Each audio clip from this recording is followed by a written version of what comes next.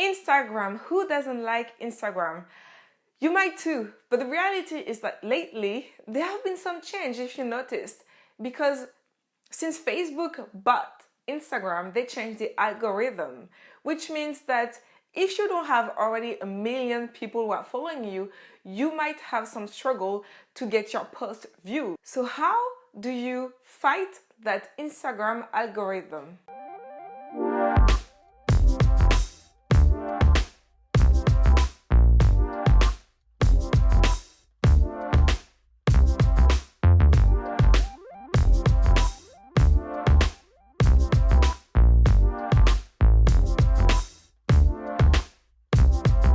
So there are a few things you can do to get enough visibility on your Instagram account. The thing that you have to understand is within the hour after you post your picture, you need to make sure to have as many likes as possible.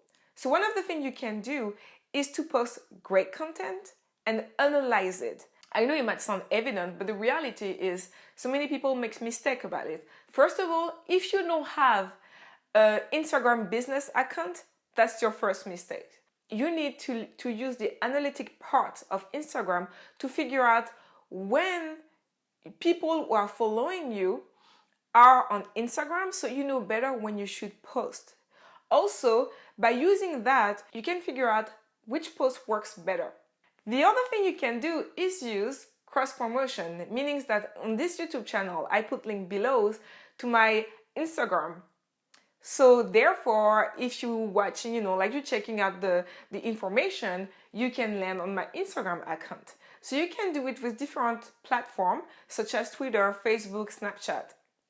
Snapchat is actually great to post behind the scene videos. So you can tell, hey guys, I just posted my pictures from the behind the scene that you saw. Go check it out. And that will send people to your Instagram. The other thing you can do is to follow and being very engaged on influencers' account. What I mean by influencers, I mean influencers who are in the same field as you.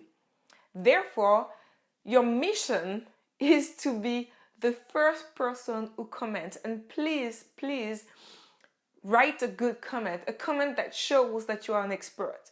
What it's going to do is that people are going to read your comments first, because everybody who's coming after you will see your comment. So they will read it, like it, and might end up on your account and might like your pictures and might follow you. So my advice is, if you can, use the notification so you know when your influencers are posting pictures. My advice is to pick 3 influencers. And then you can move on to others. So it's not too much work for you, but at least you are active and engaged on Instagram. My other tips is to do a great hashtag research.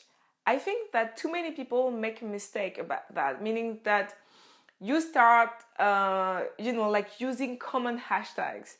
But when there's a hashtag that 1 million people are using, you're not going to get visibility. Also, you need to make sure that you use hashtags that are linked to your profession. Don't make the mistake to use general hashtag like Instagood or whatever, because all it's going to do is drive people who have nothing to do with your business. And please use the 30 hashtags you're allowed to use. Why waste it?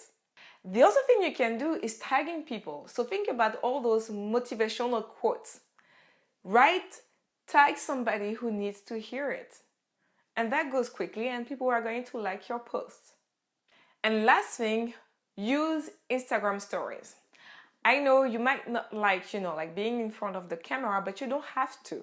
You can actually post pictures on Instagram stories. The most important thing you need to remember is that by using Instagram stories, people are going to see you at the top of the feed. So if in your story you say, for instance, you say just posted, like a picture of this, whatever you're talking about on Instagram story, you're going to drive people to your account. That's very important because there are so many account that your followers are following, that when you are on top, you have more visibility. So I hope these tips helped you. If you have any question, please ask them below. And I will see you guys from Monday to Friday for tips for creative and online entrepreneurs. So the first thing you're going to need to do to tell your story is to answer to the question, who am I? And I think one of the biggest mistakes that most people do is that